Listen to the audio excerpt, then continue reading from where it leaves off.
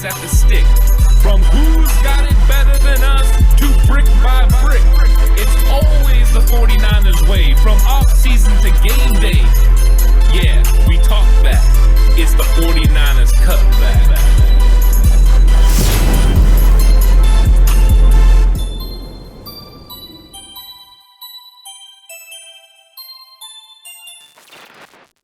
It's 49ers Cutback Podcast time. Welcome to the show. We got some news and updates to go on. As you can see, a little bit different than usual. I'm in Alex's spot, and Alex is on the road. It's true. I'm with Vrabel right now. He's obviously sleeping and getting ready for, the week that is the 49ers, and the Titans. The 49ers coming to town. So, I mean, it's the 49ers coming to town, and it's me coming to town at Vrabel's. So, I mean, we're having a good time over here, though. It's been interesting. Yeah, Merry Christmas from Tennessee, apparently. For Alex. But, the Niners get the big win, and Kyle Shanahan's big statements, Alex, are no celebration. We don't have time to celebrate. We've got to get straight to getting ready for Tennessee because this is a big football game, and I think he knows the importance of, if they beat Tennessee, they can lock up a playoff spot, no doubt, with a win over the Houston Texans the following week and not have to count on a big win against the Rams. So Kyle Shanahan is all business, and it seems like the players are following that sentiment and being all business as well. As they should be, right? They should be all business. He used check after the game, mentioned that as much. Kyle basically already told us there is no celebrating this win. It's time to move on. It's time to, stay on track here, stay focused. This is a team that understands what it takes to get to a Super Bowl. This is a team that understands what it takes to be successful, and make that run. They did it in 2019. A lot of those pieces are still here. 2020 didn't go the way they wanted. 2021 started off that way, and now that it's on the right track, they're not going to let anything get in their way, and they're not going to let anything distract them, right? Take that eye off the prize. That's where their head's at right now, and I absolutely love every second of it. Mike Vrabel, not as much, Ant. When I got here, he said, "I hate your team." I was like, "I'm so sorry." I get it. We're hot right now, but it is what it is. Did you get a chance to listen to any of the after the game interviews, especially the one where Kyle Juszczyk is talking about the aura surrounding Jimmy Garoppolo, and that George Kittle said that at breakfast Jimmy looked like he was there was something different about him, that he was just locked in. I saw that one. That one was absolutely great from Kyle Juszczyk. Just them talking about the aura, because I've always jokingly brought up the aura. Right, I've always talked about Jimmy had that aura in 2017. Just he could do no wrong. Right. He was just that guy. So hearing Kyle say that, hearing George talking about it, it's like, okay, so I wasn't wrong about it. There is an aura around Jimmy. That's great. But I enjoyed, I think most of all, was the conversation about Brandon Ayuk that Alex Mack had, where Alex Mack, after Brandon Ayuk jumps off sides, right? Brandon Ayuk makes the big catch on the slant and totally redeems himself. I just started busting when I saw that. This team is just, they're gelling so well, man. Yeah, the fact he went dumber and dumber is fantastic. Yeah, wonderful, and it fits Alex Mack's personality to a T. Another thing that I wanted to bring up before we get into some of the other things was Tom Compton with the 95 PFF grade. Tom Compton, I knew he had a very, very good football game, but the fact that it's a 95, he's the highest graded 49er in this game. We talked a couple weeks ago about, are we sure Tom Compton isn't playing good? Because there was a lot of hate going Tom Compton's way, and we were kind of like, wait a second, I think Tom Compton's playing better than people are giving him credit for. He had a couple of bad plays against the Seahawks, but overall, he's been playing very good. And maybe the 49ers and their coaching staff were actually onto something, and Compton is very capable of filling the role left by Mike McGlinchey in the interim.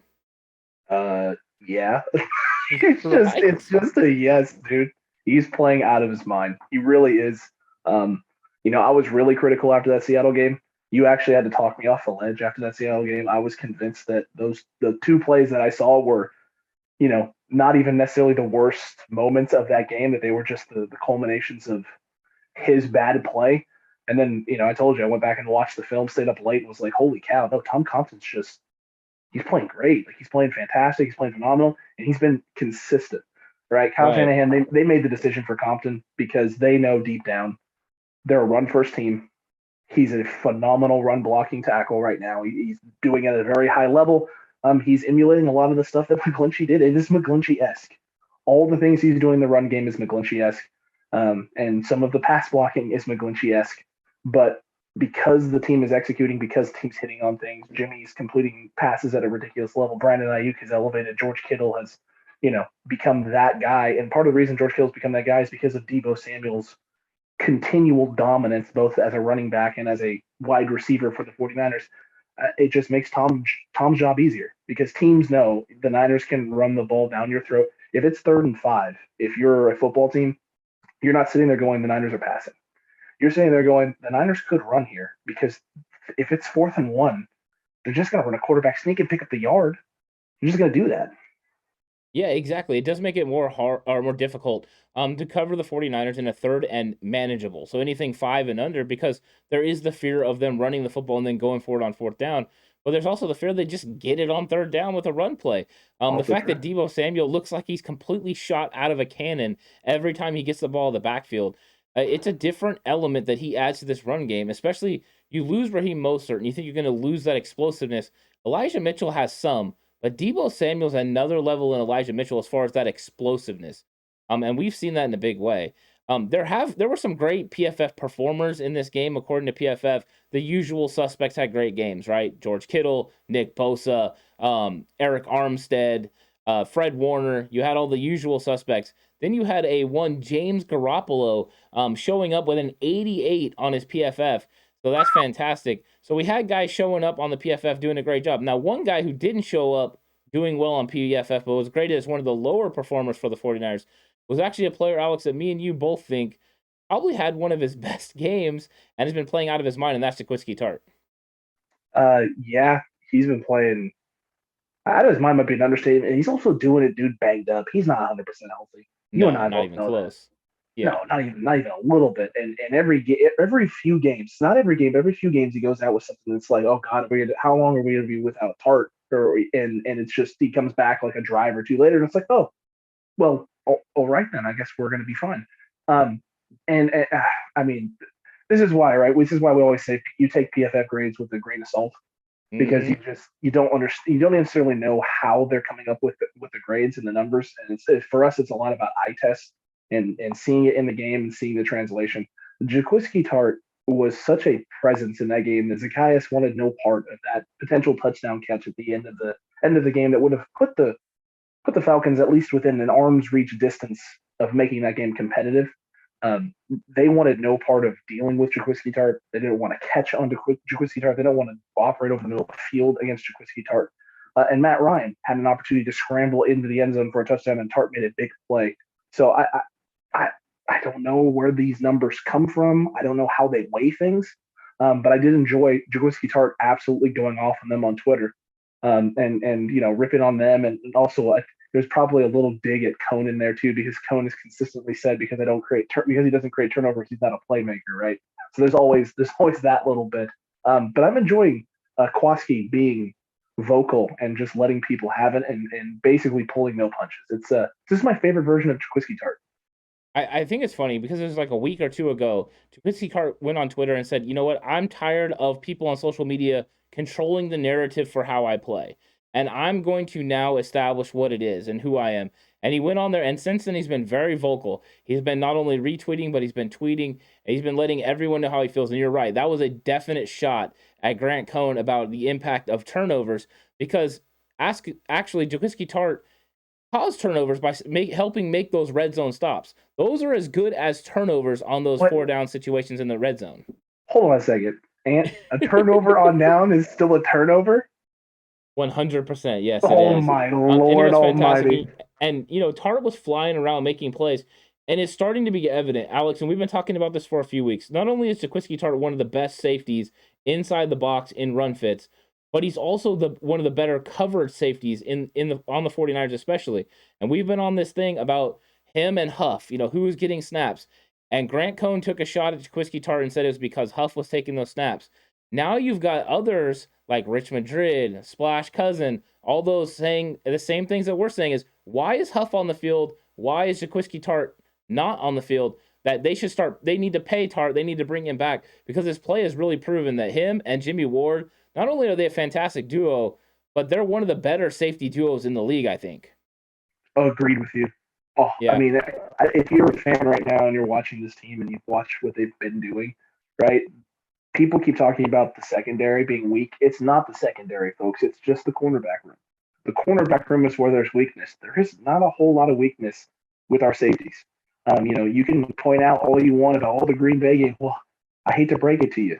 The secondary, the safeties did enough until Tartt wasn't healthy, right? When Talanoa Hufanga had to go on the field at the end of the game with Diamond Lenore in a big, clutch, crucial situation, they misplayed. They did some things incorrectly, and that resulted in Green Bay being able to go down the field and get that field goal. That was two rookies out there, just in the moment learning on the fly. Who doesn't have to learn on the fly? Jaquiski Tartt. Tartt doesn't have to learn on the fly. Ward doesn't have to learn on the fly. They're amazing in coverage and they're fantastic in the run. And they can do it all, right? You can flip them both in and out, back and forth, up and back, and you don't have to pick and choose which one you want where or try and hide one from their weaknesses. They play off of each other so well. It's like the perfect yin-yang combination back there. It really is. I mean, anytime that there's not a free safety and a strong safety situation with these two guys. It's literally a left and right. You just play these guys however you want. You see D'Amico Ryans using all of their capabilities on every single snap. I thought that what they did in this game, once again, this is a game where they were kind of noticed, right? Because we've had games where you haven't heard a lot from them. That's because, like even the Bengals game, you didn't hear a lot from them, but that's because they were playing the too deep look. They were protecting the corners. In this game, they're up in the box, causing issues, getting after it, making big time stops, on Cordero Patterson, making sure he couldn't get going. You had Marcel Harris lining up on Pitts when he was lined up in the slot. But what you had is those guys close by taking him away.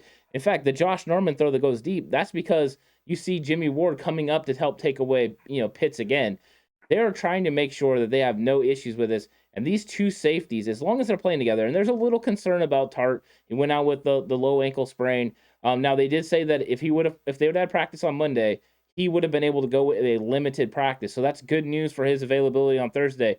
But I think that you're starting to see these guys get an attitude, right? You had Joe Staley talking about Jimmy Garoppolo now having an attitude in the way that he's playing, a swag. You got Jaquiski Tartt jumping onto Twitter, letting everyone know, hey, I'm Quaski, I'm the man, I'm going to let it. There's a certain swag that this team is building, and I think that's a good thing going into the playoffs. It's a great thing, man. It's a great thing because you and I both know, and I think a lot of the Cutback crew knows already too. If there's one thing in the entire, I don't want to say world, but at least in the NFC, there's one team that is not wanted to be seen by anyone right now, it's the Niners. It's the San Francisco 49ers. Oh, yeah. And you know what, Alex? One of the big topics that was on Face Off was about this cornerback conundrum, because you have the injury to Emmanuel Mosley, and then you have Josh Norman doing his tug and pull type holding calls that he gets every single game, even though 2 weeks in a row nothing from him. But then you've got the questions on the other side because we thought it was going to be Dante Johnson. He suffers the unfortunate family loss, and then you have Diamond Lenore, who had opportunities, but now they've went to Ambry Thomas. Kyle Shanahan, we're always hopeful that we're going to get Emmanuel Mosley back here pretty soon, and we're hoping we're going to get him back by the Texans.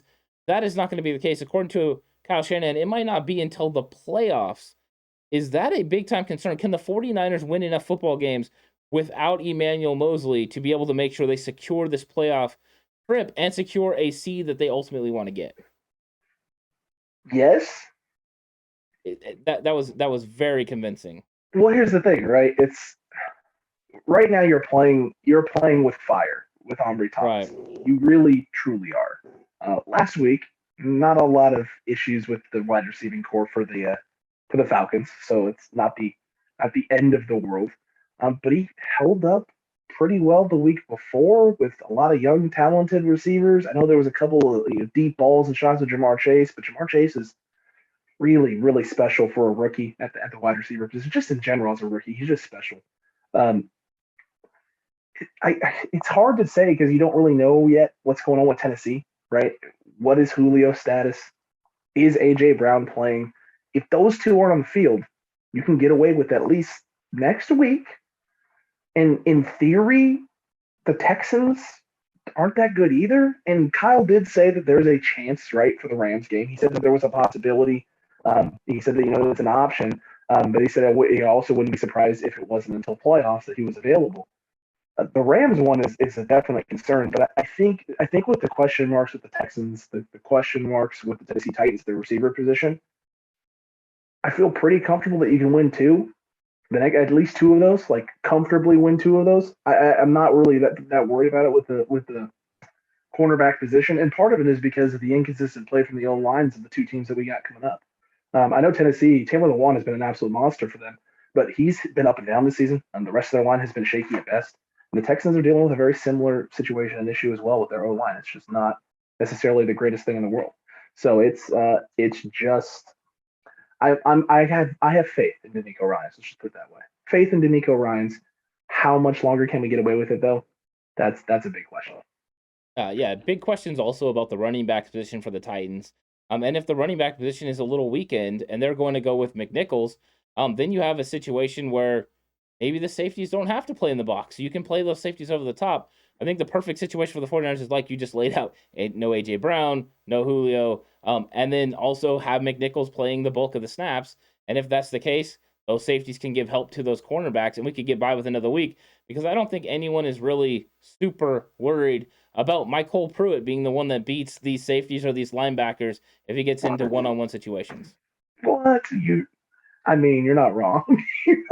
you're not wrong. He can block at least. Hey, he's doing really good in the blocking front and aspect. We've been impressed when we've watched the All-22 films. It looks solid. Vrabel actually thanked me when we got here. That was the other thing he did was said, thank you for you guys not putting him on the active roster. It makes sense. It helped us out a lot. We appreciate it. So there's that. Look, it's one of those things, right? Emmanuel Mosley, we feel really good about him out there. We both like him a lot. We've been saying this since before the year started that if the E-Man was the man for the job, having him and Verrett, was a really good situation. As long as they're healthy, we're fine. You lose Verrett, it's like, okay, well, at least we got E-Man. And Josh Norman's been Josh Norman. There's good, there's bad, and then there's Josh Norman. So, right. there's always all of that stuff there with it. But no, it'll be interesting. I obviously, if we can get Mosley back though by the Rams, that would be huge. It would be 100% huge because I think we can get through the next two without him. Yeah, I think I have a little bit of a question about these corners matching up with like a Brandon Cooks, for instance. I'm a little bit concerned about that speed against both of those guys because neither one of those guys are exactly burners. So I do worry about that sort of matchup, but it is a bad offensive line with a rookie quarterback. So I think we can overcome that. But yeah, I think there are some questions. But Alex, there's more player updates, right? More 49ers, tons of stuff that the 49ers are getting into. And so I figured let's get into those now. Absolutely. So first and foremost, I know we had an update on, where was this asset? I was just seeing this. Dante Johnson, I know he served as kind of a replacement, but he's looking like he's trending towards being good to go. And that everything is going to be A-okay there. So that's great news for the 49ers because if that's the case, then, I think you and I both feel more comfortable with a Dante Johnson than we would, an Ambry Thomas or potentially Diamador Lenore, which is also, it's just depth, right? Depth is always important for the 49ers right now, especially with all the injuries that they have been, I don't want to say having, but definitely dealing with is the right way to put it. Fair? Exactly right. They're dealing with some injuries. Their choices at corner, they're pretty simple. But it appeared that Dante Johnson was the one they were going to roll with before the family emergency, and before he left. They was going to roll with him. And I thought the reason was how good he played before that happened. He went into that game, and he played good enough that you didn't even really hear anything from his side. Like, he did a good job against Seattle, and that's against Tyler Lockett. That's against DK Metcalf. He wasn't the one that got beat. It was Lockett, on Norman. Those were the situations where felt like Dante Johnson was doing a good job. And he's been doing good in the nickel all year when he's been asked to, and tasked with that, or the dime, depending on situation. But I think he does make a lot of sense. So him being back 100% with the team, completely locked in is big. I don't know, what is the case if he's going to have to leave again, for the funeral and that sort of thing. I don't know what all that's going to be, or if that's going to happen after the holidays. It's an interesting thing now with deaths in the family and how long it takes for the funerals to happen. So we don't know when that's going to be ultimately. But whenever that needs to happen, he needs to be with his family and such. But It's a big decision. It's a big decision. And I think in a perfect world, I think right now, what we have on our roster, me and you both think it's Dante Johnson. I think some people would argue they were ready to roll with Ambry Thomas. I've seen a lot of support for Ambry Thomas being in the right positions for most of the game, just not being able to have the ball skills to make the plays. I think that is a good argument. However, when you're in the playoffs and when you're in the end of these football games, these are like playoff games, you have to have the ball skills to make those plays. Yeah, you can't afford to not have the ball skills. You have to have the ball skills. Right. So this is what I mean. It's like a short-term thing, right? This is a short-term thing where it's this week and maybe next week, and there's no A.J. Brown or no Julio Jones. I feel a little bit better about it. But yeah, no, Dante Johnson would definitely be the best option there. I agree with you there. Talanoa Hufanga, there was a little bit of an update. He's dealing with a knee sprain. So the team's going to kind of evaluate that as the week goes on. I know Kyle said he was holding out hope for him on Thursday. But I think you and I both agree that anytime Kyle Shanahan says holding out hope or outside shot, it means he's not playing. Yeah, he's not playing. I think our best chance to see him again would be the Texans, but more than likely the Rams. And depending on what happens with Tavon Wilson, because Alex, I didn't know that, but number 30 is a different Wilson. That's not Tavon. That wasn't Tavon Wilson? That wasn't Tavon Wilson. Tavon Wilson's on the IR. What in the world? Yeah, it's a different one. That's why Tavon Wilson's 32. That's why I was surprised to see him. So it wasn't Tavon Wilson. It's a different Wilson. So they're hopeful that Tavon Wilson can come back, but they're not sure. So we are definite weekend in the safety room without Talanoa Hufanga. Oh, man. Oh, this changes so many things from that week. I felt so comfortable when I saw Wilson out there.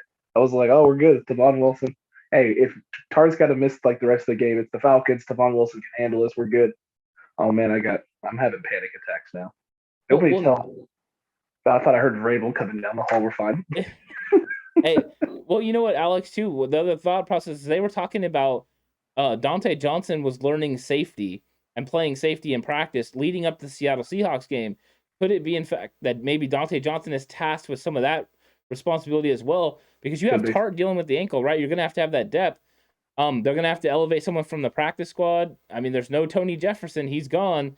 The safety room is kind of up in the air unless you have Ward and Tartt that can get it done. That's going to be interesting. Does this open the door for Breeland now? If you've been working Dante Johnson out of safety, does this open the door for Breeland in depth? I don't know. I mean, I just don't know if you want to bring, if you want to pay that money to bring him in. I mean, I think if I was them, I would make a phone call, see what he's looking for, maybe even get a workout in. In a perfect world, like you said, we'd sign him to the practice squad. I know you said that on the episode, the recap. Yeah. Or I mean, I'm sorry, I think it was maybe on Face Off. You want to bring him in that situation, practice squad, because it's cheaper. You can protect him, you can elevate him for a couple games, and then if you need to, you can just wash your hands of him. But you know what? I honestly don't know. But there are some big time questions. How comfortable they are with these cornerback room, or like some people have said in our comment section. How arrogant are they to believe that they can overcome this cornerback position with this pass rush, even as bad as the cornerbacks have, played off and on to the season? I mean, are 49ers fans surprised by this? This was the same thing in 2019, right? I mean, 2019 was a Richard Sherman who was coming off the Achilles, but was having a good year, was putting together a phenomenal season, but he had a lot of, we'll just say holes in his game, right? He had a lot of areas that he could be exploited. And you had a young Emmanuel Mosley that was still coming into his own and still coming into who he was going to be and who he thought he could be. He was still young, untested. And Akilla Witherspoon was the guy that they were rolling with as well part of that season. They really didn't have a set, cornerback two sort of situation for the 49ers. That they rolled the dice in 2019, got to a Super Bowl, and almost got it done. So if you have the right guys, this is definitely something you can take a chance on. I wouldn't call it arrogance so much as you got to pick and choose. You can't have it all. You can't have every piece available. You can't be deep everywhere. You can't have stars everywhere. It's just not. That's not how it works. It's not how it works in the league anymore. The salary cap, this new era of how they pay players and things of that nature. It's very rare that you put that kind of roster together. I think one way, especially that Breeland can come in, is if they don't think Emmanuel Mosley's ready to go by the first week of the playoffs, or if there's even a chance that he wouldn't be ready to go in the wild card round, you need to bring someone in. You don't want to be playing Arizona, or Dallas, or Green Bay or Tampa Bay, any of them with their wide receiver groups with Ambry Thomas out there against Mike Evans, or any of these other guys, it would just be a bad situation. So that if that is the case, then bring Breeland in. I'm good with that. If he's not going to be ready for a wild card, hello, Bashad Breeland. Just don't yell at any coaches. Just not yell at coaches. No coach yelling, please. You talked about Tartt. He's kind of day-to-day. Shanahan said Bosa is being evaluated. They're checking on him again. They were going to check on him today when he came in. I hadn't seen any updates, but he cleared concussion protocol during the game. Seems like he cleared it afterwards. Seems like he's cleared it today because I haven't seen anything else that has been reported as such. So we'll see what happens at practice today.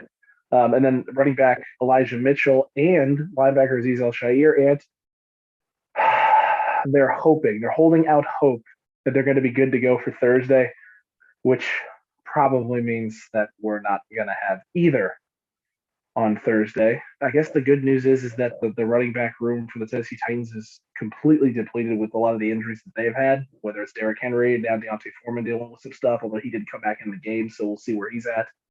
That's unfortunate. Yeah, I mean, the running back room is basically going to be Jeff Wilson Jr., Deebo Samuel, and JaMychal Hasty.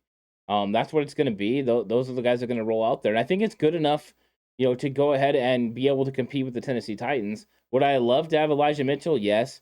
But whenever you have Deebo Samuel as a part of that running back room, per se, you have the dynamic abilities to be able to do all the explosive plays that you need from that position. So I'm less worried when Deebo's available. When Deebo's not available, I'm completely worried about the running back position without Elijah Mitchell. So I think they can get through this, and if so, that gives them a week and a half to get him ready for the Texans, which could be a playoff ceiling victory. So that could be a big thing. Plus, you just want Elijah Mitchell ready to go when you get to the wild card. You don't want to have to count on Deebo Samuel to get more carries than he should, even though Kyle will do whatever is necessary to win. So I would say that's not that big of a worry. And then I think that the way Marcel Harris played and Flanagan Fowles played this last week, I think we can get by without Al-Shaair. I don't expect to see Greenlaw until the playoffs, or at least the Rams. But Al-Shaair, I think we can get by one more week as well, only because they don't have Derrick Henry. They're having some running back issues. McNichols, to me, the quicker, faster linebacker in that game, I think we will be okay with that. Our run fits from our defensive linemen have been fantastic. I agree with you on that. I 1,000% agree with you on that. I think we're the Niners they're getting hot at the right time, and they're getting lucky at the right time. It felt like early in the season, no breaks, like absolutely no breaks at all whatsoever. And now, guys are going down and getting hurt, but we're playing and going up against teams that it kind of doesn't affect us too much. It shouldn't impact us too much.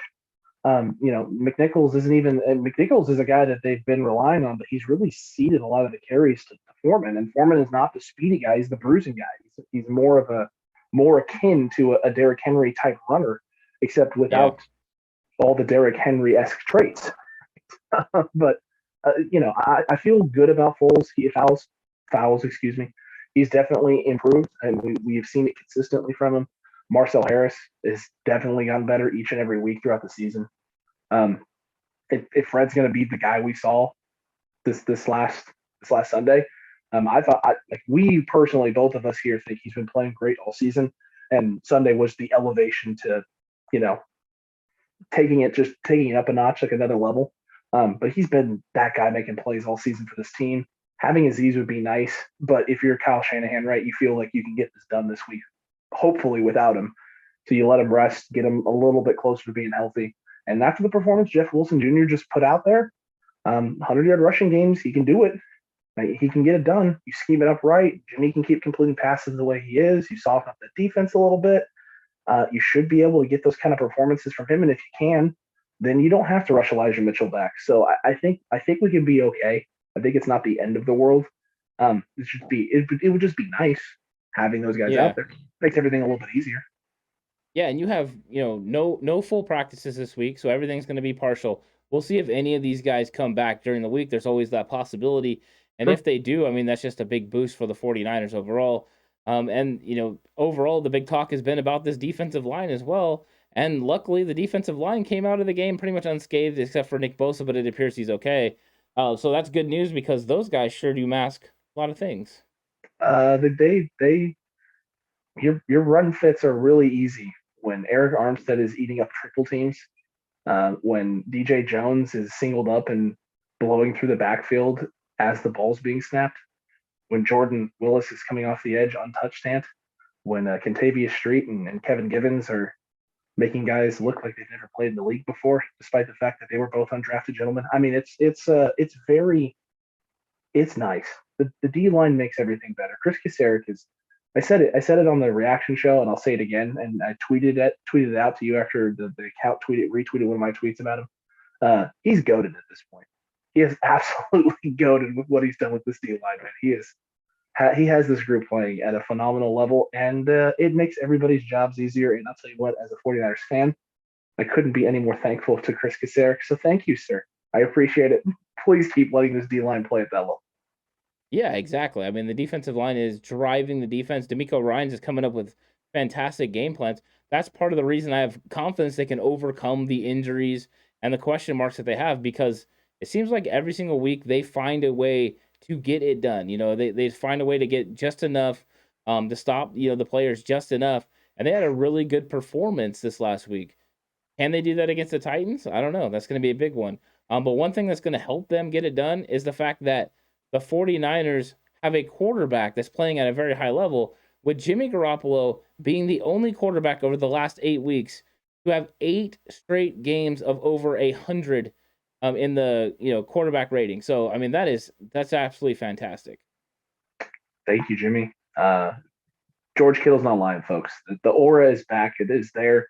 I'm just glad that everyone else is seeing it. I'm glad I'm not a crazy person. And I remember saying that and people being like, aura, there's no aura.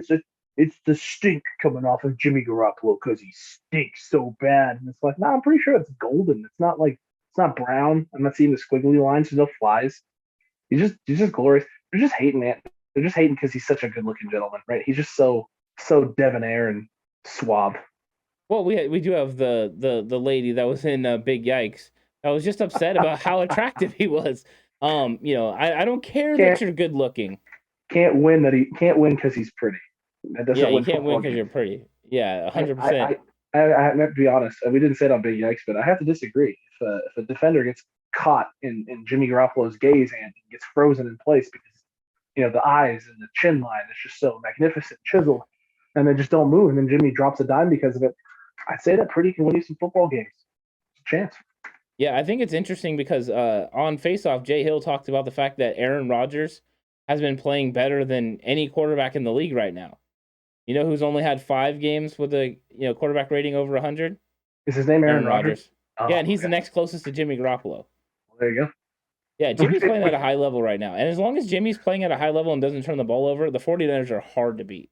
Extremely hard to beat. Even when the Niners turn the ball over, if it's not Jimmy that's turning it over, it's different, right? Because it's almost like a different air when Jimmy blunders. Right, it feels like it's very deflating for the team because I think they just have so much confidence in that when he makes mistakes, at times it feels like it's a bigger impact than when other guys do. For some reason, I don't know what it is. Even like the hasty fumble, Hasty fumbled and the defense came up with a big stop. The Niners held him to 3 after getting a little bit of room, and then Jimmy Garoppolo does his thing, goes down the field, and it's like the JaMychal Hasty fumble never happened. It doesn't exist. It never occurred. Michael Hasty's like sitting there going, thank you, defense. Thank you, Jimmy. Thank you, guys. Appreciate it. Yeah, speaking of that, when they got the stop, did you hear Jeff Wilson Jr. almost got hurt? Celebratory injury. Yeah, Shanahan said there was a scare. I believe Jeff Wilson Jr. said it was just a little bit of a pileup, or that's kind of how he described it. But yeah, he ends up being okay. But yeah, he almost got Ted Ginn and got injured in a celebration like that. Oh, yeah, that's not. I didn't want to hear that, but Jeff Wilson's going to be extra careful now. He's going to be extra careful the rest of the way. Did you also see that George Kittle, Trent Williams, Kyle Juszczyk, I think that's is that? Yeah, I think that's it. I think those guys finished at the top of their Pro Bowl voting. So Trent Williams went from 8th in the NFC to number 1. Wow. Yeah, the 49ers players were number 1 overall. Like we got the most votes. As a complete team. Yeah, so that's good news. Well done. Trent Williams deserved it. I'm glad there was a push for him to get in there. Kyle Juszczyk deserves to be in there. George Kittle deserves to be in there. So I'm glad that people pushed for that because that needed to happen. Faithful, you did it. Like, it's all you. It's all on the faithful cutback crew. Anyone that was out voting, way to go, because you pushed our guys to the top. And if there are three guys, technically four if you include Fred Warner in this category, that deserve to be near the top in every category of positions, it's those guys. Kyle Juszczyk, it's Trent Williams, it's George Kittle, and Fred Warner. Those guys are absolutely phenomenal. And Debo finished 1-2, and he should. He should. Based on everything he's done this year, he's been phenomenal. Well, yeah, and a bunch of those guys are going to get all pro nods as well. And they're all playing out of their mind all at the same time. And that's what the 49ers needed. That's what turns it around when you get everyone executing and these guys playing out of their minds. It's been fantastic to watch. Kyle Shanahan a little bit down on Jawan Jennings, actually, saying Jawan Really? Jennings had a bad game because he had 3 drops, according to him. I mean, and he did. I know for sure he had 2. But is anyone surprised that Kyle Shanahan is upset about drops in wide receivers? I mean, he played wide out. He's very hard on the wide receivers. If he wasn't down on Jawan Jennings after this game, Brandon Ayuk would be in the locker room going, "Are you for real? Yeah. Are you kidding me right now, Kyle? This is what we're doing." Well, it's funny, right? Is he's down on Jawan Jennings, yet he schemes up the play on 3rd down for Jawan Jennings, schemes up the touchdown throw for Jawan Jennings, down enough to get him the rock when it really counts, knowing that he's going to come through when it matters. So I thought that was nice. Right, it's one of those things where actions speak louder than words. The words are there just as a reminder to Jawan. Hey, listen, you did the things I wanted to, and I trusted you in certain situations, and you did come up with big plays, but no more of those other things. On those other plays, where I also did the same exact thing, and you let me down. It's just a little reminder for him. It's just it's a little pinch right on the back of the arm, just like, hey, wake up a little bit, guy. Keep playing at the level that you've been playing at, and let me trust you. Yeah, as Kyle said about Jimmy Garoppolo, he gives him soft compliments. Soft compliments. Soft compliments, yeah. So he doesn't go out there and praise his player. He gives soft compliments. Smart. It's a good call. Just a good plan. Kyle Shanahan makes me crack up, man, with the way he handles things. Fun, whether it's the snigger in the pressers or just the little witty remarks, or I think in the post-game presser, I forget what the question was, but he started to answer it. He said, "Oh man, this is terrible. You guys are gonna hate this answer. It's not even a good answer." Just like, dude, you're so funny. Just stop it. Just knock it off. It's all good. Who cares? Oh yeah, exactly. Oh man, absolutely glorious. But look, Cutback Group, let us know what you thought about all of this. How excited are you about all the Pro Bowl potential nominations and nods? Jaquiski Tartt, just being that guy, taking basically it's no holds barred now on everybody. PFF, Grant Cohn, the whole shebang. He's going to let everyone know about it. Are you worried about Emmanuel Mosley? Let us know in the comment section down below. And while you're commenting away, don't forget to like. Don't forget to subscribe if you haven't already. Hit that notification bell as well. That way you're notified for all of the incredible content this week, which is extremely front-loaded. Yeah. Well, it pretty much has to be, considering the week is completely front-loaded with Christmas coming at the end, not to mention the fact that we have the Thursday Night Football game. So yeah, game preview show is going to be coming out, tomorrow. So that's going to be coming out a little bit earlier than normal. That's a Wednesday game preview show. And that's kind of when you're getting your frenzy as well. So everyone pay attention for, the Madden simulation and know your opponent and all that good stuff. It's going to be great. And then we're going to have the game plan video come out on game day. Looking forward to all of that, Ant. Looking forward to spending some more time with good old Mike. And the Cutback crew has been voting as well. So, head over to the community page if you want to see me and Mike doing some stuff. I didn't tell him about the potential stealing of the game plan, which seems to be getting the most votes, and I don't know why. It's almost like, people want me to do something bad and get kicked out of Vrabel's house. But we'll see what I can come up with. We'll see if there's anything that I can do. But no, man, it's gonna be a fun week here from Tennessee. So it's gonna be a lot of fun. We're gonna have a blast. And dude, I'm looking forward to this Thursday night game, and obviously Christmas. Christmas is always one of the most happiest times of the year. Yeah, and I'm hoping the 49ers can make it really happy by moving one step closer to being officially in the playoffs. I know there's a couple of things that need to happen along the way, but if they win this one and win against the Texans, it is a foregone conclusion that the San Francisco 49ers will make the playoffs, and that's what I want. And I would love to be able to enjoy Christmas with back-to-back wins and the 49ers on the brink with only the Houston Texans standing in their way of getting to the playoffs. We're this close, man. Yeah. We're this close on the 49ers cutback. From the 49ers making the playoffs and us having playoff content. I'm excited. I can't wait. Yeah, meaningful January football for the 49ers cutback, meaning January football for the 49ers. That's what we need in our lives, Alex. 1,000%. 1,000%. I don't even know if there's a number high enough. Infinity's not enough to explain how much this is needed for this team. Not so much for this channel, but mostly for this team. Mostly for this team. This team needs this after everything that's happened this year, everything they've been through. The way they fought through this, the way Kyle Shanahan has maneuvered all of the nonsensical speak that has been out there and all the people pushing ridiculous narratives. This team now being able to just really stick it to everybody and just show why they are this team, why Kyle Shanahan was extended, why John Lynch was extended, and why all these guys got the big contract extensions. I remember, and it felt like only yesterday, 49ers fans were complaining about Trent Williams and his contract extension. It felt like it was just yesterday, and that this was happening. PFF before the season giving Kyle Juszczyk's it wasn't PFF, it was Over the Cat, giving Kyle Juszczyk's contract an F grade. Yeah, an F, folks. I mean, people have been docking this team every chance that they can get. Everyone loves to see the 49ers struggle. Raiders fans especially, who have really nothing right now to enjoy at all. Everything sucks for them. Their team has not been playing very well. And so now I'm seeing Raiders fans pop up in our comment section and on Facebook groups and on my Twitter feed for whatever reason. The Niners suck. And it's like, dude, just stop. I get it. Your team's terrible. You hate our team. But that's just not the reality right now. The Niners are red hot. They're one of the hottest teams in football, and let's hope they can keep this thing going Thursday. Oh yeah, they've quieted down a lot of the naysayers.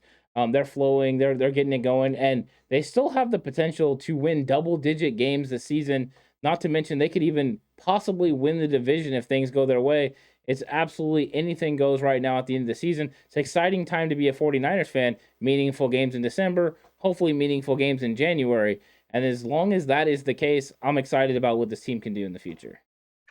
Stoked about what this team can do in the future. And can't wait to see it in Cutback Crew. I can't wait to see you on the next episode. I think we both can say that with 100% certainty. So we'll see you on the next one. And until then, stay safe. I remember the right way is always the 49ers. The 49ers way. Good.